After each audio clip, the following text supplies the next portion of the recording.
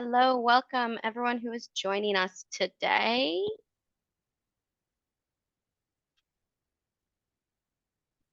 Once you arrive, we'll have you enter into the chat, introduce yourself, your role, your name, and institution. If you're not part of institution, feel free to chat in where you are, where you're located in the world. And then we'll give everyone a few minutes here to add into the chat, and then we'll get us started.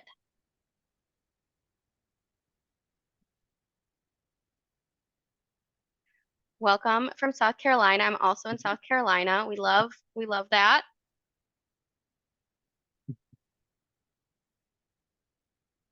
Okay, we got getting all over. Heck yes. Welcome, welcome. It's always fun to see where everyone's located. Phoenix, thank you for the time difference of joining us. I know that's earlier in the morning for you.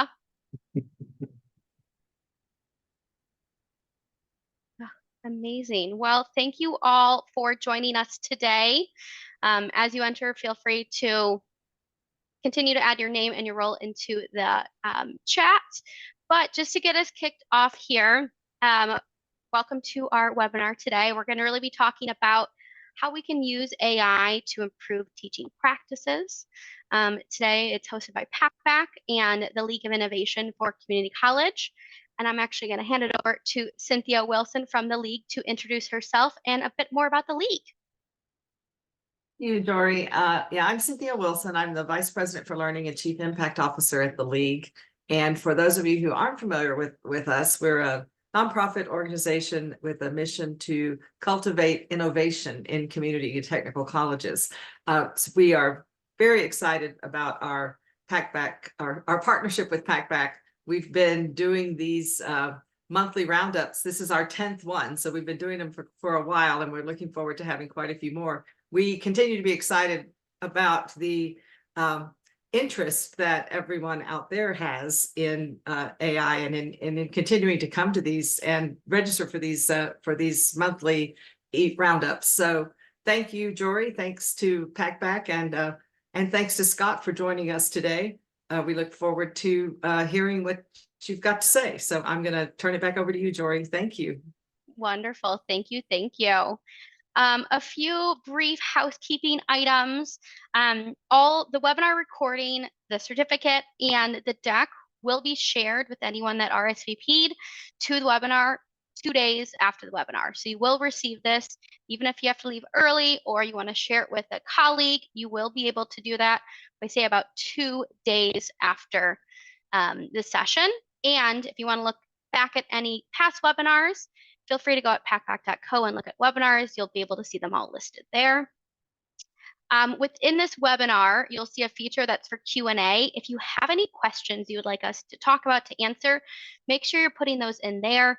In the chat, they can kind of get pushed down. We may miss them, but the chat is still a great way if you have any ideas or want to engage with other folks here on the webinar, feel free to use that. And yeah, like I said, we will do our best to answer any of the Q&A questions either throughout the webinar or at the end. We have some time set aside for that. So definitely use that feature. And quick introductions. My name is Jory Colleen. I am a Packback success manager, and I work one-on-one with higher ed institutions. And I'm joined today by Dr. Scott Cason. I like to combine words. It's fun.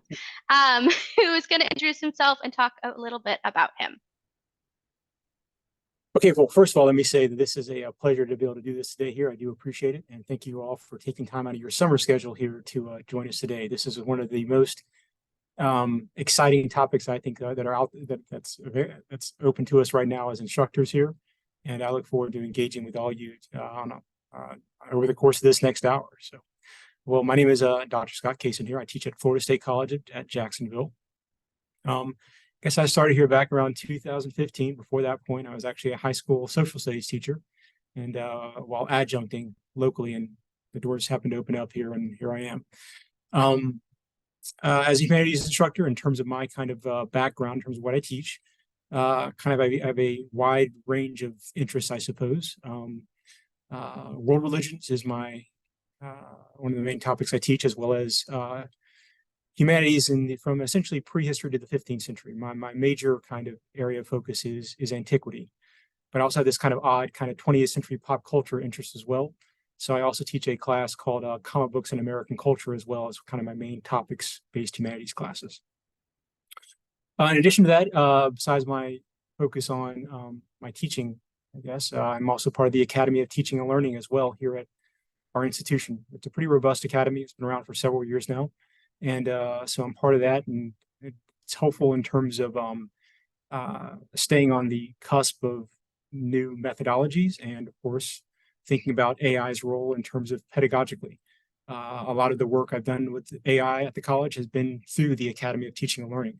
It's been a great impetus, if you will, to push me since the advent of generative AI, or I guess not really the advent, but the large introduction to AI that we had back in late 2022, to stay on the cutting edge of it. So.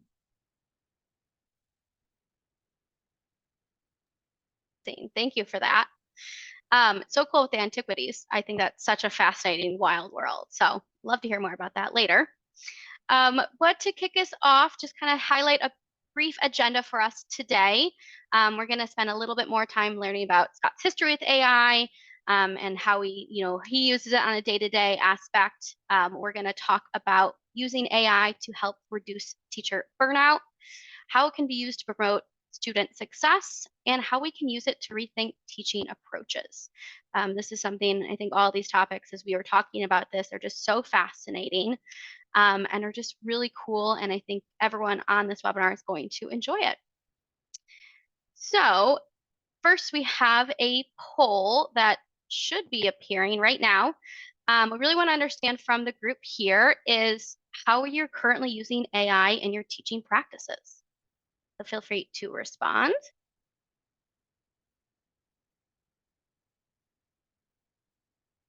And it'll be a few moments and we will see what the group is thinking here. We will have a few other of these pollings throughout the webinar. I think it's really cool to understand where everyone's coming from as a whole.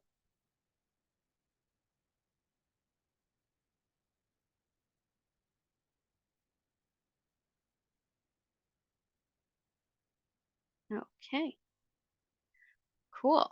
Okay, so it seems like a little bit of everything, but majority either are using it for everything or not at all. So I think this is going to be a great opportunity for those who are using it already to think about other ways they can do it.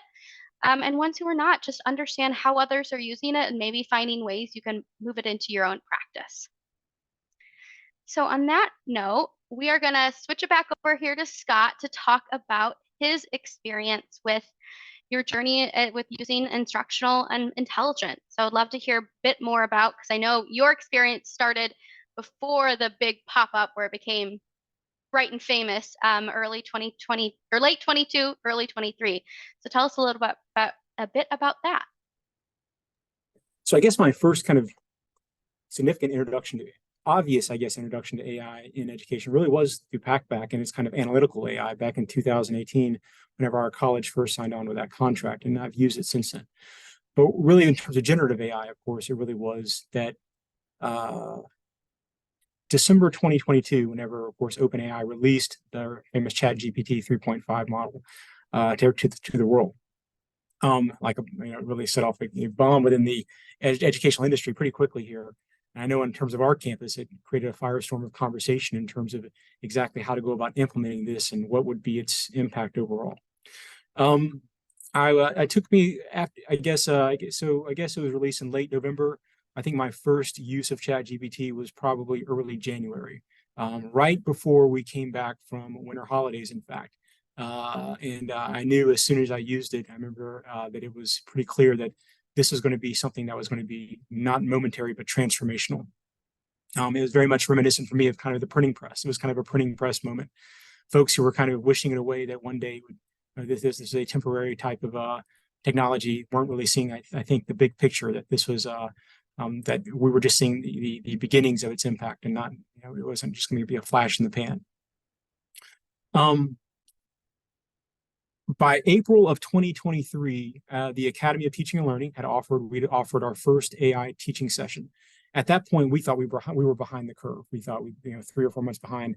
At 2 years out, 3 years out at this point, I think we were still very much ahead. In fact, I just read a survey the other day saying that most users of AI now are still the early adopters. So if you feel as if you're behind, don't feel that way at all. There are still folks, many folks still haven't seen it or use it in a significant way. From there, of course, things started to steamroll in terms of our implementation of training on our campus of FSCJ. Of course, we had our one initial session in April. We offered that again.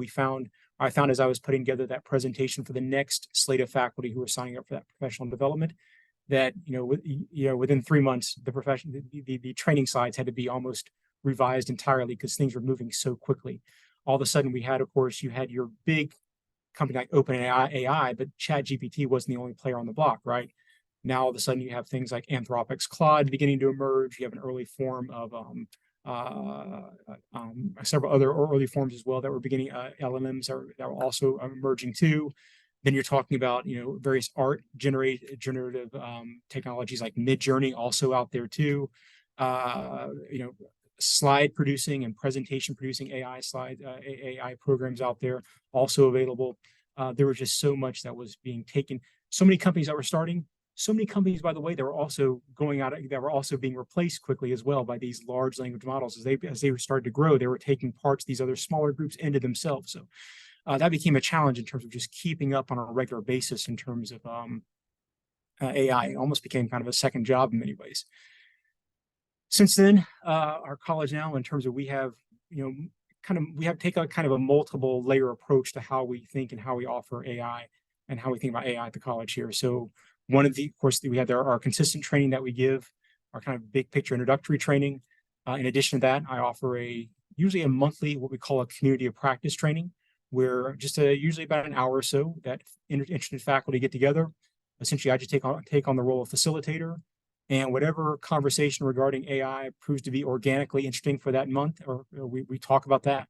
And we've had all kinds of topics, anything from how to go about introducing AI on the first or second day of school to students, to how to deal with other faculty members who may be open or opposed to AI on the campus, right? How to deal with those kind of relationships and those conversations, right?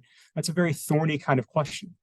So we have those two levels of a third level of AI kind of training that we've been offering are kind of quick hitter kind of sessions, usually 5-minute kind of lunch sessions, if you will. If somebody wants to drop in, have a 5-minute training on a topic, they can do that. This past spring, I led 2 different faculty panels, one in January and one in this past April, on the ethics of AI. Essentially, we took 6 faculty members from across our college, from different parts of our institution, from the AS side as well as the AA side, get as many different departments and points of view as possible, and essentially debated what are the ethics according to their distinct disciplines, not just the humanities or art side, but also thinking in terms of computer science, in terms of art, the visual arts, in terms of nursing as well. Really want to think about what those different departments are seeing, and let us have our groups come together and have a good conversation. We had a great session in January. We repeated that back in April again. And in fact, we started a podcast series now called AI Goes to College. And our first session dealt with a kind of discussion of that discussion on that podcast. So we're doing a lot of different things on AI, and I think it's exciting pedagogically. Amazing. That is such a cool history. I'm curious, looking back from when you first started looking at AI, even at the beginning of kind of this ChatGPT world, what's been the most exciting thing that's happened, or maybe the most unexpected from where you started to how maybe you're using and seeing the tools now? So what's really been exciting is just how fast it has all progressed, and as well as seeing the humanization of AI over time as well, that it can, as it's become more multimodal, being able to feed it images, texts, screenshots, and now of course have conversations with it too. and have it generate something that is based upon your prompting, of course, it can be quite intuitive and intelligent. It's become a partner. It's become a more, in many ways, more than just a tool, more just, it's become an instructional assistant for me. Given how intuitive it is, I find myself using it quite often. Again, not just even in preparation for lessons and such, but also even in my own kind of professional type of work as well, essay writing and things like that. Yeah, that's so cool. Honestly, one of my favorite things to do with any of the Claude, I tend to go to Claude a lot. If I don't know what to cook for dinner, I list the ingredients I have and it gives me options. I think there's so many cool ways to use it outside of the education world, and there's so many ways it can benefit you personally as well. So I'll piggyback on that real quick here. About a month or so ago, so I try to read a story to my son each night before he goes to bed, right? Pretty traditional kind of stuff. He's 6 years old. So one night I said, okay, he got kind of bored with his regular reading. I said, well, let's try something else. I said, what do you want to talk about? What's interesting to you? Just give me some words, right? So he gave me 5 or 6 keywords, and I opened up ChatGPT, opened up a thread, said, can you put together a story based upon these 6 things? And it just emerged and appeared to me. He's like, where's this coming from? But it was, I said, but I had to place a story in the level of a 6-year-old on these topics. And we essentially had him read through the story on that grade level. But now we have that thread and we can adjust it and call those characters as we go along. So that is really cool. That gives me like more complex version of Mad Libs when you're able to insert random words, a much cooler, better version of that. That's amazing. I love that. Well, to kick us off into our first main topic of today is how we're using AI to help reduce teaching burnout. This is a topic I hear about a lot from coworkers, from friends that I have that are educators as well, of just everything is challenging. Obviously, as an educator, it's not just the actual teaching, it's all of the things that go behind the scenes. And what we're seeing these days of like there's so many great tools that you can use, like automating emails, assignment creation, any administrative tasks. Something I use on a daily basis that I love is Zoom has an AI that'll help take the notes and give you summaries. So there's so many fascinating ways to just help simplify a bit of life. But Scott, from your end, like how are you using that to support yourself as an instructor, but also maybe to make your life easier? yeah, so instructionally here in terms of so we tend to teach anywhere, our base load is 5 classes. We can teach above that up to 8. So I tend to, over the course of the semester, I teach 7 classes. This past spring, I taught 8 classes. I tend to use discussions across all my classes. And of course, the challenge there is how do you give, particularly for online classes, right? So I teach 3 different modalities: face-to-face, a hybrid, or if you will, a live online session, where we meet kind of like this, in fact. And of course, your asynchronous class where students are, we don't meet, or we have no set meeting times. But the question, of course, becomes is, with those discussions, how can I give them meaningful feedback and show that I am present with them along their journey, and still respond to 150 students over the course of a week, right? And still have time for myself as well. So back whenever the GPT system was released, I guess in November 2023, it became pretty apparent to me here that this was something that could be used to help save some time. So here is I took some time to make a GPT that helped with giving feedback. So I played around for a little bit with these GPTs. What I found pretty quickly was that if I gave it too much, it wasn't going to be that effective. So I had to give each GPT that I created kind of defined goals, very, very strict goals. And so I wanted to see if I could create one that would essentially be a feedback or provide feedback for students, but not in a way in which I was distant or not active or present. So in thinking about how I tend to give my feedback, it tended to be very structured. I tended to have a opening with a thank you for responding to this question. Here's what I liked about your question, or here's what I liked about your response. I like this first example because I like this second example because overall, again, let me say how much you like your question. And then, of course, I had this kind of ending point here. Be sure to respond to 2 classmates. And that was just my framework for each of my responses. If I was doing something, I said, you know what? That's my typical approach. I wonder if I can essentially take that model of how I tend to give my responses, my feedback, and essentially use a kind of plug and play model, give the system that framework. And essentially, once I look at the response and I find that it meets it checks off the things that I make, if I could have the GPT essentially create the feedback for me. And lo and behold, here, after giving it the required prompting that I demanded in terms of what characteristics it needs to follow, it does it pretty quickly.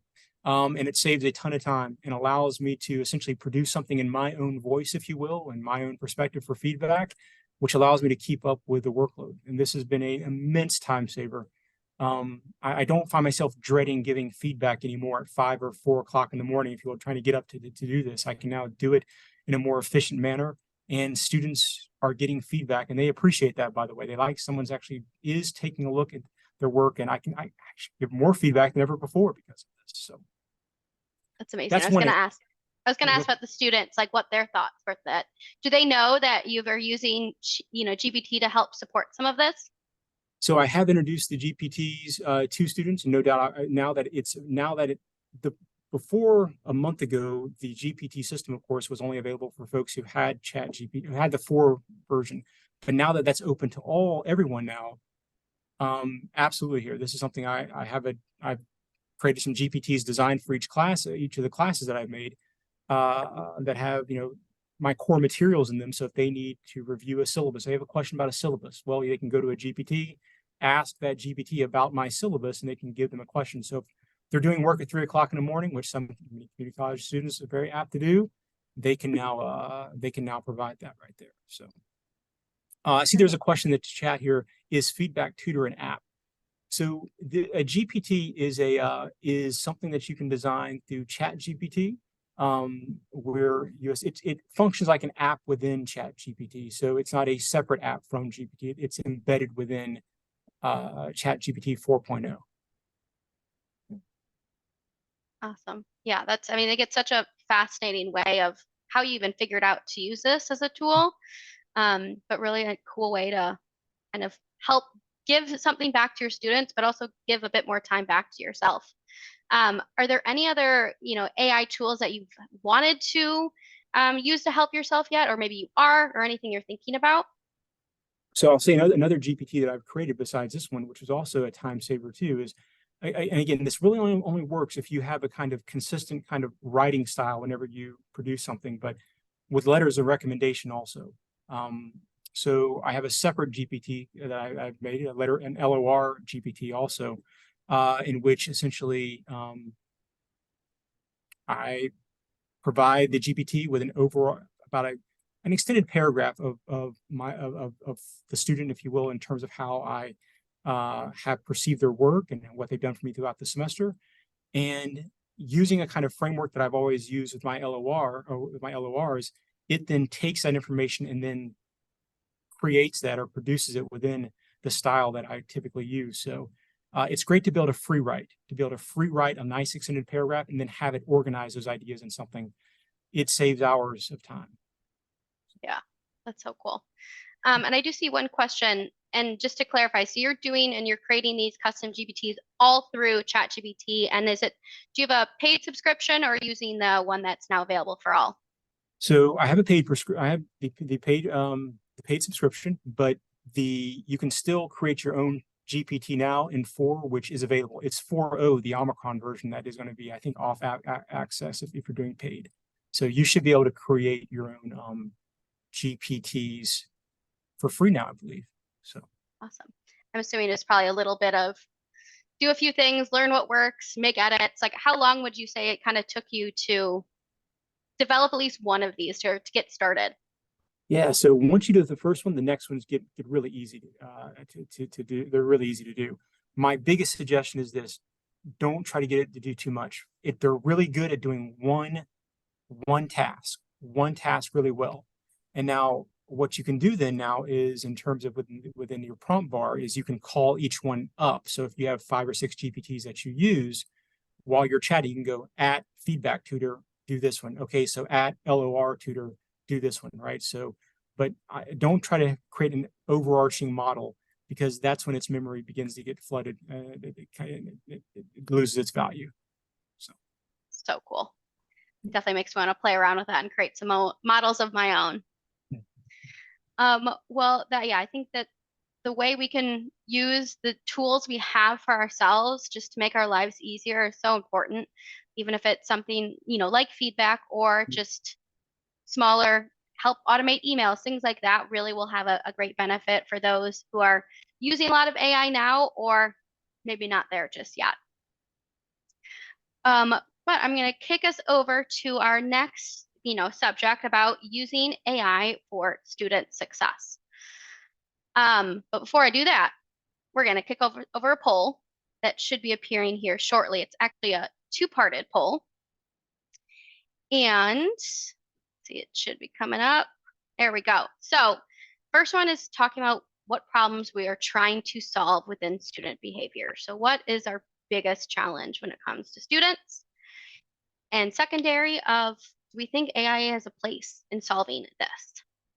I'm very intrigued to see what the answers are here. Imagine for many of us, I'd hope people here are going to ideally say yes, since we are here learning more about how AI can support us. Let's see if there's any questions that we can answer while we are waiting here. Awesome. And then don't forget to, if you have any questions, put them in the Q&A so we can make sure we keep track of the big questions. As we can see, the chat is going crazy, and it's easy for us to miss those.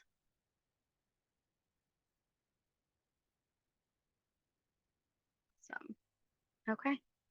Heck yeah. So talking about improving engagement, which is perfect, or not perfect, but an area that I know we'll probably be talking a bit about today, and critical thinking. And 89% saying yes, it has a place. So I think, this is a great time to be talking about these exact subjects and how we can use AI to benefit instructors, but also how we can use it for students as well. So, the biggest topic that I've seen a lot, anytime I Google something or even on the news, is really prevalent about how students are using AI, how we can work with students on AI and really engage with them. Students are seeing far more distractions and, as we saw, struggling with engagement. I think there's so many questions and information that others are trying to seek of like, okay, we have this tool. How can we use it to help support these students, engage with them more, and finding ways to engage with them on a level that they are willing to engage with? It's students who are all interested in technology. I've heard very few students who aren't thinking about ChatGPT or any of the AI tools.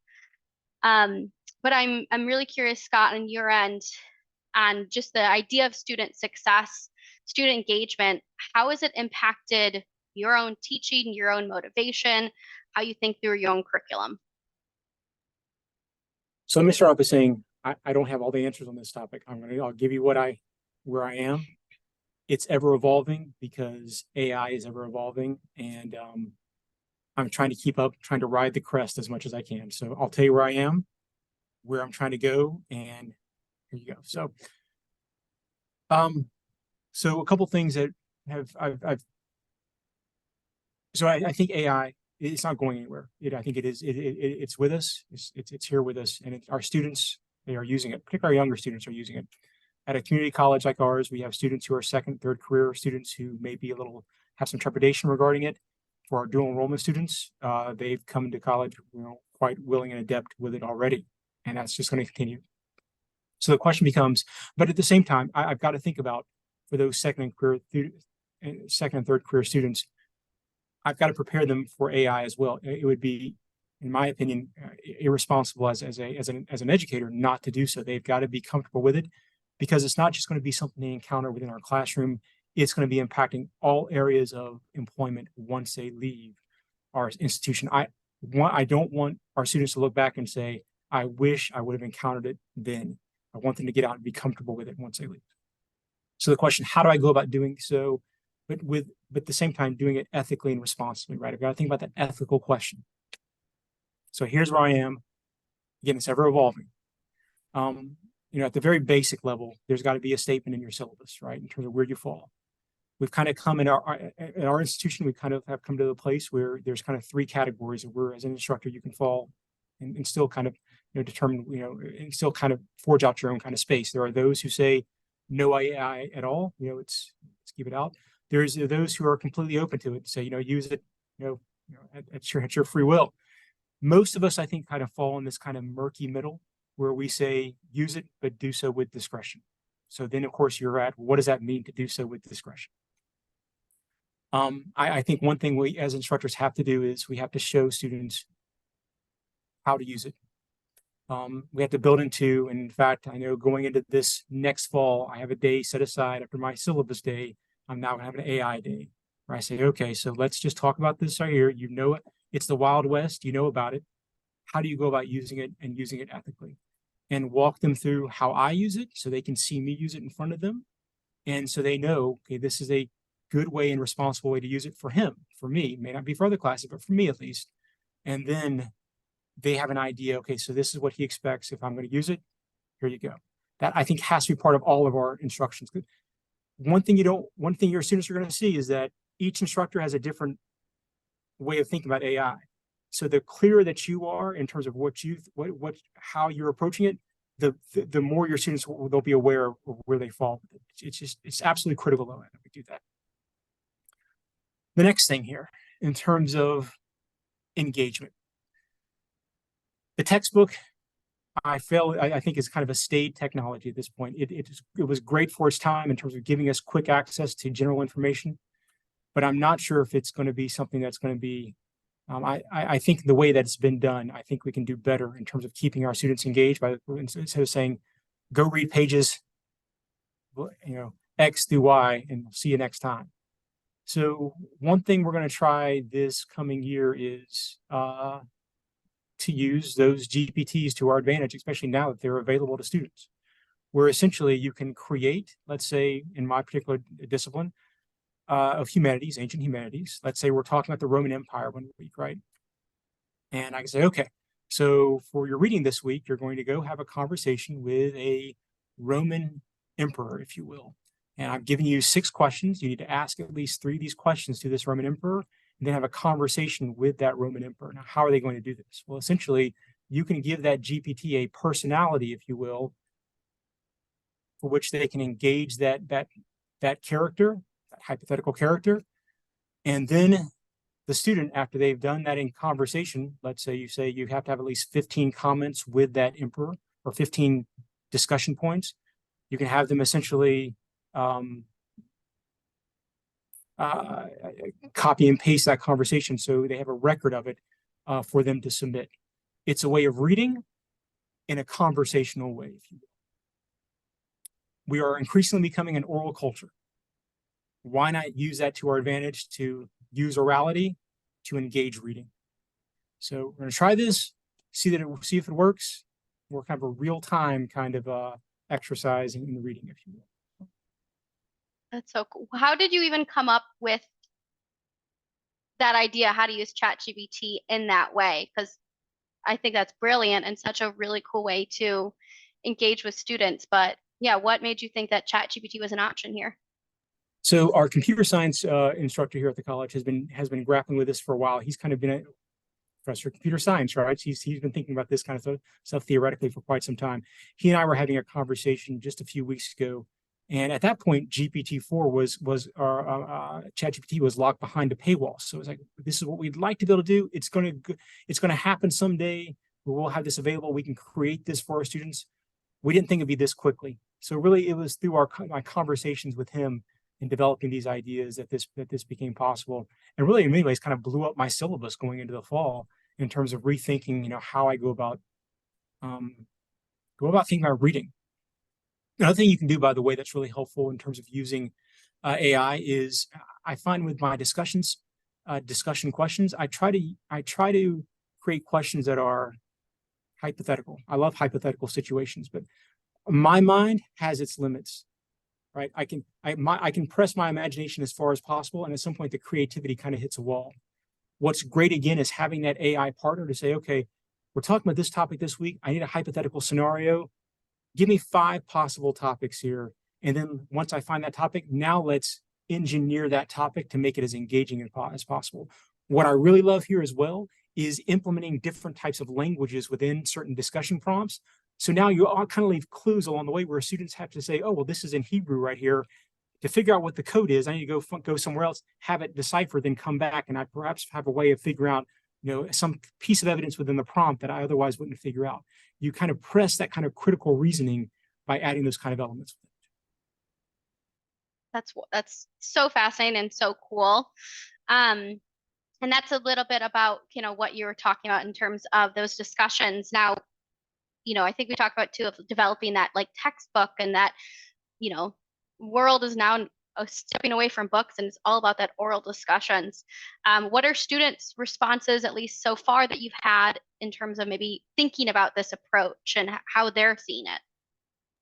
So a little bit about the this particular slide in particular here. So 2 years ago, so one of the classes I developed for our online school was our world religions class, and it had been kind of stayed, if you will, at that point. It was ready to be updated. So we've always aimed for an OER approach to keep things as open access as possible. But if you've made an an OER class before for your institution, or if you've had one, you know that while the resources are free, to make those kind of classes, you often have to piecemeal the information from other kind of open access sites. You kind of have to Frankenstein a class in many ways. So in coming to this class, in the process of writing, I was like, you know what? I really want to teach a world religions class that has it how I want to teach it. If I had to design my own world religion textbook, what would it look like? How would the chapters go? What would I want to talk about? What kind of questions would I want to raise? And how can I do it effectively, as opposed to saying, I hope something's out there that kind of says what I want to say? So I got to that point. I said, you know what? I bet I could design this textbook myself with AI and do so fairly efficiently. So that's exactly what I set out to do. In April of 2023 here, it took about 2 months to do.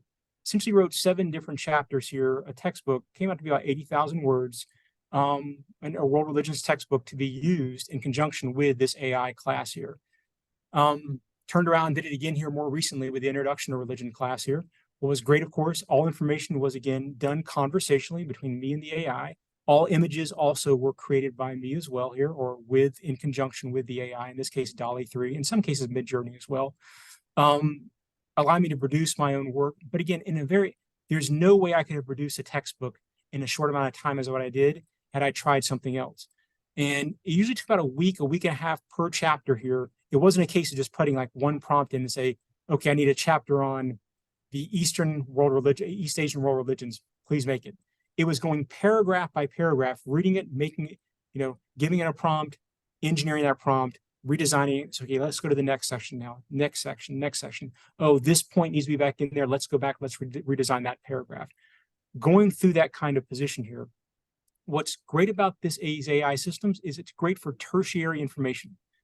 If you're looking to do a research paper with it, it's not going to be very good because those are original ideas. But in terms of ideas that are out there, that are embedded, having it design something that's already within a frame, it's already framed, it's already within the system, and framing it in a certain way, you providing the framing, it's very effective. I think that this is the future of textbooks here, because they can be always updated along the way. And again, they also have they are designed for your specific needs of your class and how you want to present things. So cool. Is there something, if you were to do this again, that you would do differently in your creation to either make it easier or just your approach to it?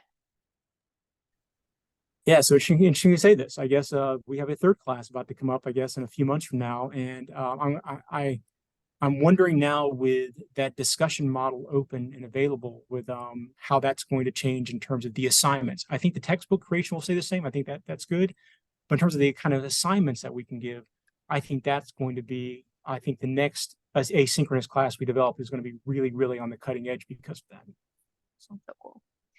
I'm curious, did you have any issues with the accuracy of the information that was coming back at you? Because I know that is an issue with these models of it's not always the most accurate. So I'm curious at your experience there. Yeah, so that's really interesting, right? So I guess the world religions class was 2023, and the introduction to religion class we just made was this late 2023 through early 2024. There were updates to those LLMs over the course of that time, and seeing the level of dialogue and the accuracy between the one text and the second text was quite remarkable. So you knew that there was iterations going on behind the scene within OpenAI, for example, which is what I use primarily. I use a little Claude as well, by the way. Um, uh, so initially, yeah, there was some hallucinating. I had to go back and say, wait a second, that's not what this. That's not in the system. Can we go back and redo this part? I found myself doing less of that in the more recent system, though, along the way. But yeah, it's key that you can't just again, it's not a matter of typing a prompt in and letting it go, right? You're always the source of knowledge in the end. You're the one essentially providing the fact checking along the way. So. Yeah, love that. And I think that kind of goes back to a lot of these topics of at the end of the day, the people who are teaching are the subject matter experts. These are great resources and tools, but it's not a guaranteed thing that this information is going to be accurate or right. On the next slide too, if someone, if anyone here wants to kind of do what Scott did and kind of figure out, hey, is there a way to dip your toes into like, how can I create my own book through generative AI? Here's a great way kind of experiment a little bit with that over the summer of, picking chapters that maybe you don't like in a current book that you're working through, or maybe there's something that is missing and you really want to figure out how you can get that in front of your students. This is a really great kind of just quick step-by-step of how you can slowly get into that.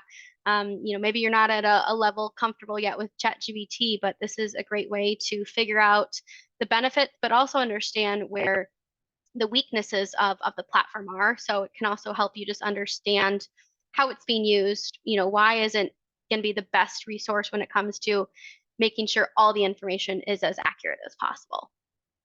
And just like a fun summer activity. If anyone, has some spare time, which obviously everyone here has all the time in the world, as I know we, on the education side, even summers are never dull. But what I'm going to do is hit us over to our last kind of topic of today before we leave a little bit of time for the Q&A, is how we can use AI to rethink your teaching approach. I know something that we've talked about on these webinars historically is, finding ways to ChatGPT proof your writing assignments, or how you can tweak some work to support this post-ChatGPT world.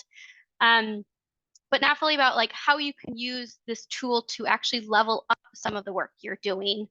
Scott, when you kind of hear about this, what are the first things that come to your mind?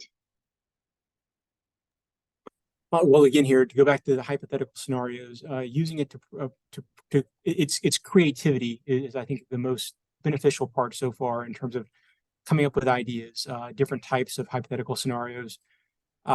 One that comes to mind here, I'll give you an idea, is I was had a chapter on Han Chinese, Roman Empire, and Indian civilizations at the turn of the first century.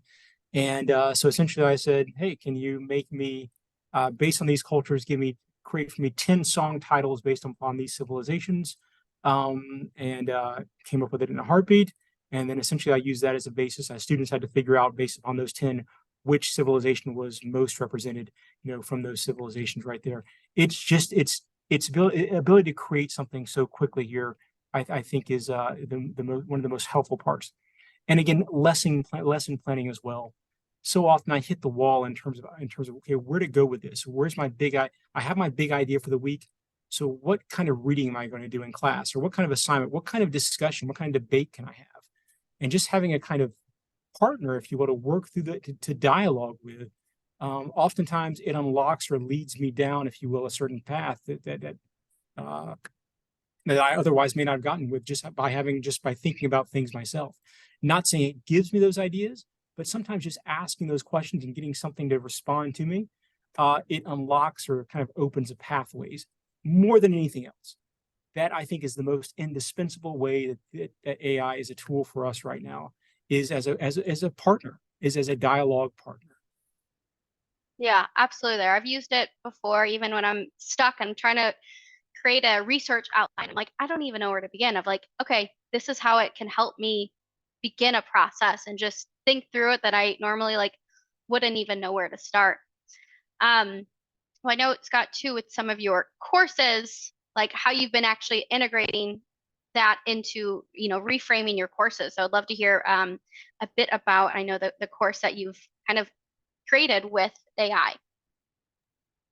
Yeah, so kind of going back to an earlier discussion here, and so one thing I do after creating those writings is that, or let's say a text, if you will, is saying, okay, so can you condense this text into, let's say, 800 words, and being able to take that and then put it into a lecture generator, an AI lecture generator, if you will, that can essentially create images and embed images with the content that you're making within 10 or 15 minutes, and provide an AI generated voice. You can use your own voice as well, by the way, as well.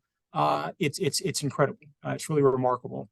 I used to make these 30-minute, 40-minute, presentations on topics here that, and I just found that students, particularly with online students, they just simply weren't, and rightfully so, they weren't listening to those 40-minute lessons. There was a big drop off in terms of after the first 10 or so minutes. So now being able to say, okay, so let's chunk this down now. So now being able to say, give me 500 or 600 words, 700 words. And using that as kind of the basis for making a kind of AI generated lecture presentation, using about 4 or 5 of those in a module. Students can now look at each of those individually now and get all the content they need, and they can watch them on the go as they go along. So.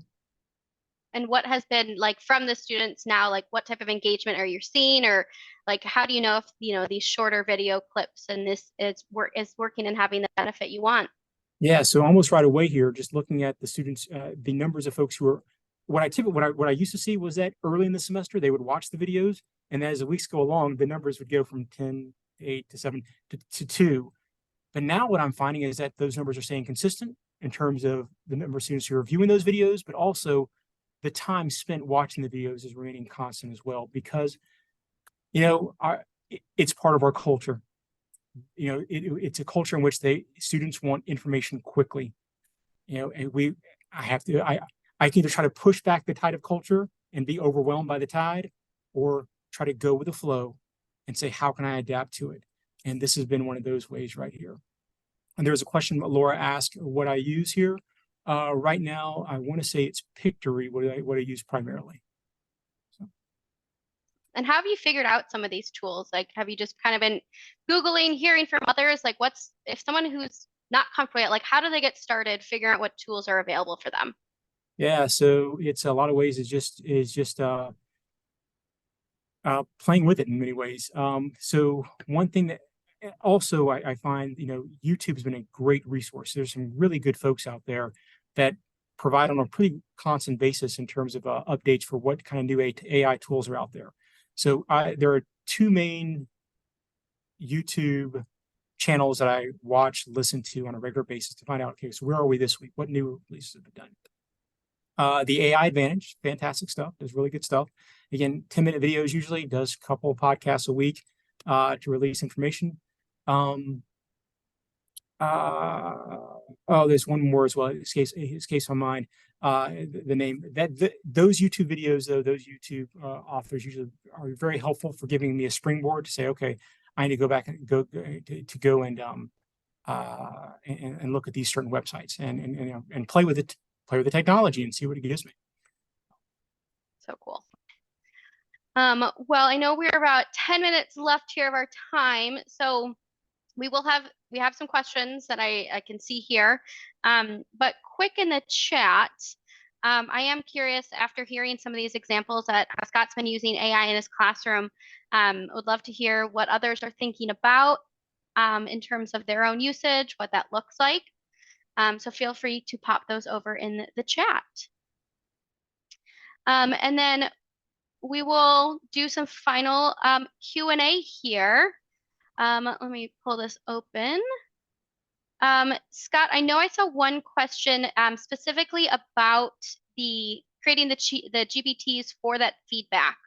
And it looks like there were just some questions about like getting started and like how is it all just through GPT? Is there a clear area for them to create those and get started?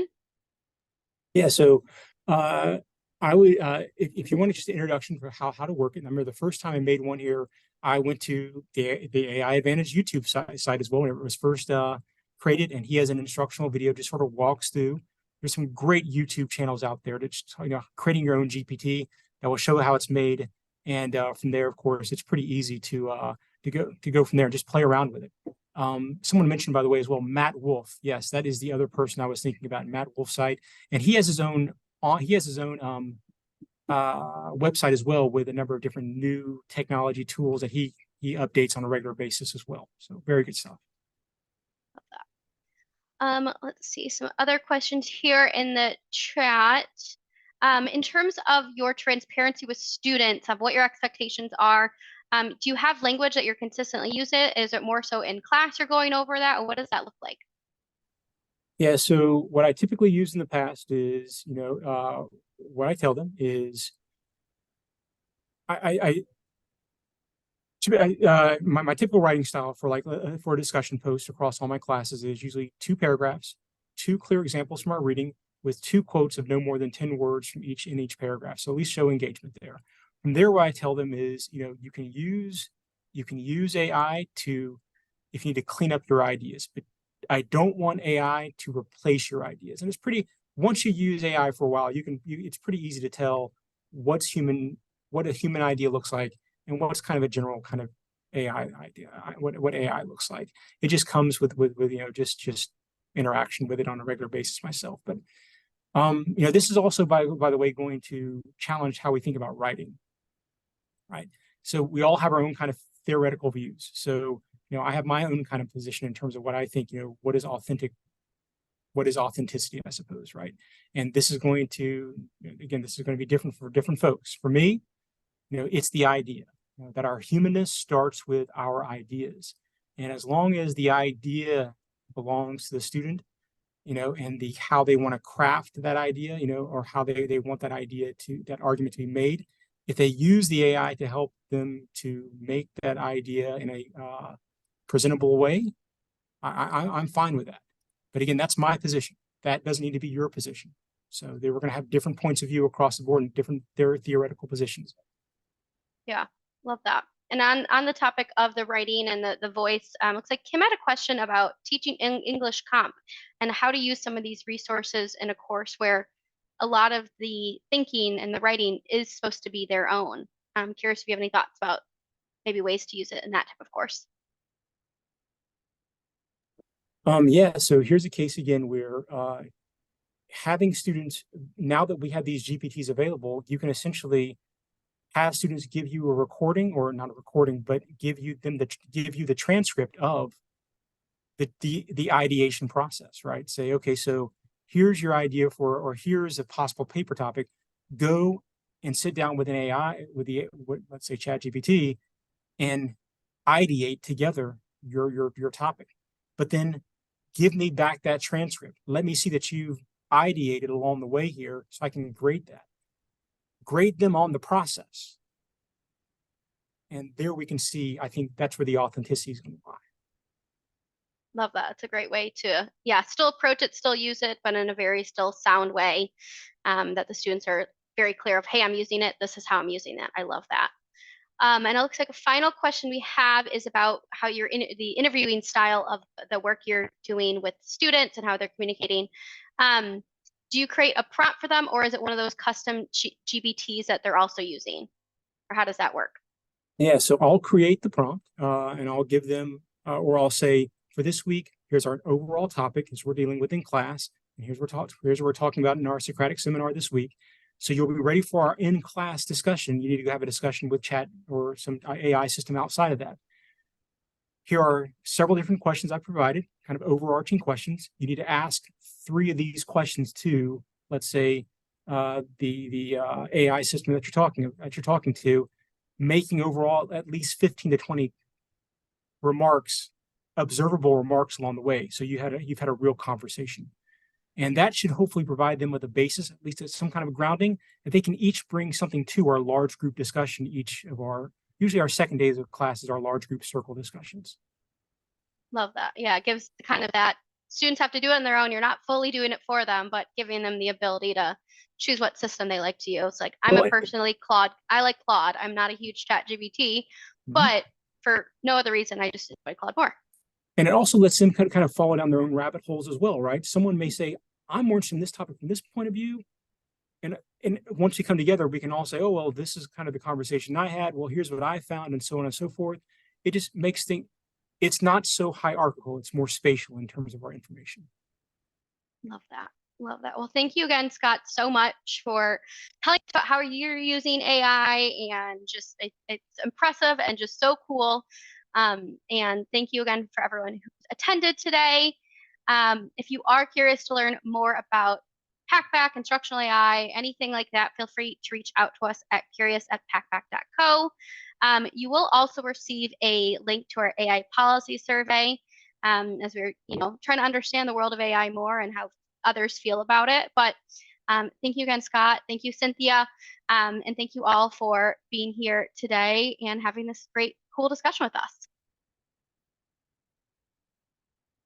Bye, all.